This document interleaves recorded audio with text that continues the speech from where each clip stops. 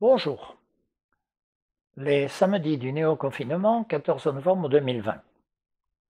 Qu'est-ce que la politique? Si on se réfère aux grands anciens, à Aristote, c'est la capacité collective de la recherche d'un certain bien. Et puis, c'est l'idée que l'homme est un animal politique. Je pense qu'il faut revenir à ces idées-là face à la crise aujourd'hui. Nous sommes dans une crise politique depuis des décennies, mais enfin, qui s'est accentuée récemment. Bon, nous en voyons des symptômes, l'Assemblée nationale ne sert plus à rien ou presque, et il y a des remises en cause progressives des libertés publiques. Face à cela, on ne doit pas rechercher un parallèle dans les situations passées. On doit dire nous sommes dans une situation totalement nouvelle qui est la disparition du politique. On a beaucoup parlé des années 80 pendant lesquelles, sous l'impulsion de personnages comme Reagan, Madame Thatcher ou Mitterrand, s'est répandu le néolibéralisme sur le monde. Et on a beaucoup dit, non sans raison d'ailleurs, que le néolibéralisme était un stade nouveau du capitalisme et le marché total. C'est vrai. Mais est-ce la question principale? La question principale, c'est que, en abstrayant l'économie des sciences sociales, il a fait du social un adversaire, un ennemi. On combat le social. Et c'est d'ailleurs pour cela que politiquement, on l'a remplacé par le sociétal. C'est-à-dire un problème qui touche à l'individu.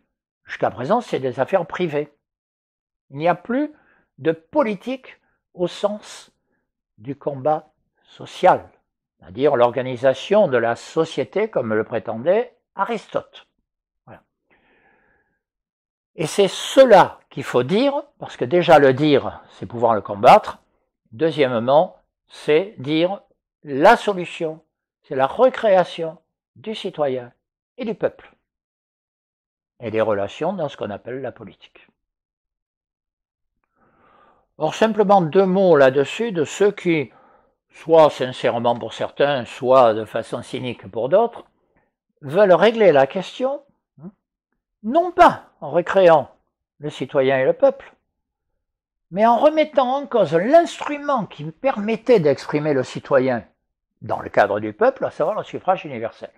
Cette mode du tirage au sort est quelque part un allié de ceux qui détruisent la vie politique. On peut faire passer n'importe quoi en tirant des gens au sort. Même pas des citoyens, c'est des gens. J'en prends deux exemples très rapidement. Le député Pierre-Alexandre Anglade a proposé il y a quelque temps de faire une convention citoyenne sur l'Europe. En gros, il cherche à nous refaire le coup de 2005 avec le traité constitutionnel européen. Bon. Et des associations diverses proposent, rien que ça, de faire une convention citoyenne sur les institutions. Comme si les institutions n'étaient pas le problème de chaque citoyen. Chaque citoyen doit y participer, et c'est pour ça que nous avons fondé l'association Monnaie Constituante. Non pas pour faire une élection de demain d'une constituante, mais pour créer ce cheminement qui prend en compte la nécessité de recréer la politique.